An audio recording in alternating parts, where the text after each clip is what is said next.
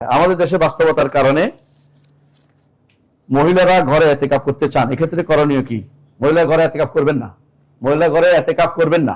মহিলা হয় মসজিদে এতেকাফ না পারলে তিনি নিয়তের কারণে সওয়াব পেয়ে যাবেন, ঘরে বসে স্বামীর জন্য খেদমত করবেন, সন্তানের জন্য কাজ করবেন, কোরআন তেলাওয়াত করবেন, ঘরে বসে এতেকাফ হবে না।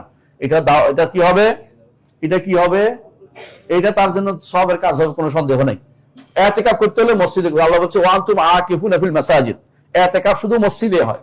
এতেকাফ মসজিদ ছাড়া আর কোথাও আর কোনো নিয়ম নাই। এতেকাফ শুধু মসজিদে হয়, অন্য কোথাও এতেকাফ করা যায় না। এখন মসজিদটা হতে পারে জুমা মসজিদ, হতে পারে ওয়াক্তিয়া মসজিদ, কোনো সমস্যা নেই। জুমা মসজিদ হলে লাভ কি? জুমা মসজিদের লাভ হচ্ছে জুমার দিনে বেরোতে হবে না, এত ভঙ্গের সম্ভাবনা আছে। আর ওয়াক্তিয়া মসজিদ হলে জুমার দিন জুমার সালাত পড়ে আবার চলে আসতে হবে, এরকম নিয়ম আমরা বলেছেন। এই জন্য জুমা মসজিদে হওয়াটা উচিত, তাদেরকে বের না হতে পারে একতলাপ থেকে বাঁচার জন্য। কিন্তু এতেকাফ কোথাও হবে মসজিদে হবে। এতেকাফ করতে হলে তিনি ঘরের ভিতরে আছেন, এই কাম কর ও কাম কর, আমি এতেকাফ হলো না, বুঝেন না কথাটা? ঘরের ভিতরে জায়গা কত এতেকাফের বানাইছে, এটা বানাই উম্মাতুল মুমিনিন তাদের ঘরকে এতেকাফের জায়গা বানাতে পারতেন কিনা?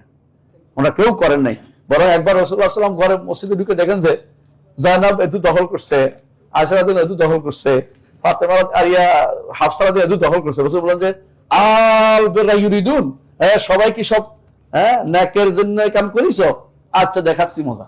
তারপর রাসূল বলেন যে এই বছর আমি এতেকাফ করলাম না, সব এতেকাফ বন্ধ হয়ে গেছে, সব বাসায় চলে গেছে। এখন আর রাসূল যদি এতেকাফ না থাকে তাদের জন্য এতেকাফ করা জায়েজ নাই। তো নফল কাজ তো রাসূল স্বামীর অনুমতি করা যায় না, তো বুঝছেন কিনা? সব ঠান্ডা হয়ে গেছে, ঠিক আছে। রাসূল এরপর এটা এক বছর পূরণ করছে, আবার কাজা করছে। কিন্তু এই জন্য নারীদের জন্য সাবধান, মানে নারীরা অতিরিক্ত কাজ করবে না। যদি কোনো সওয়াব কামাইতে চায়, জান্নাত যেতে চায়, স্বামীর এবং আল্লাহর 5 ওয়াক্ত সালাত আদায় করবে, স্বামীর খেদমত করবে, সন্তানের সাথে দেখাশোনা করবে, ঘরের ভিতরে সে রানী হিসেবে যত শরীয়ত মেনে চলবে, এটা কোরআন তেলাওয়াত করে ঘরে বসে দিন শিখবে, করে বসে, এটা তার জন্য যথেষ্ট। মসজিদে ঘরের ভিতরে আবার এতেকাফের নিয়ম চালু করে শরীয়তের নিয়মে নাই, যেটা নাই এটা জোর করে চালু করতে পারবেন না, বিভিন্ন অজুহাত দিয়ে চালু করা যায় যাবে না।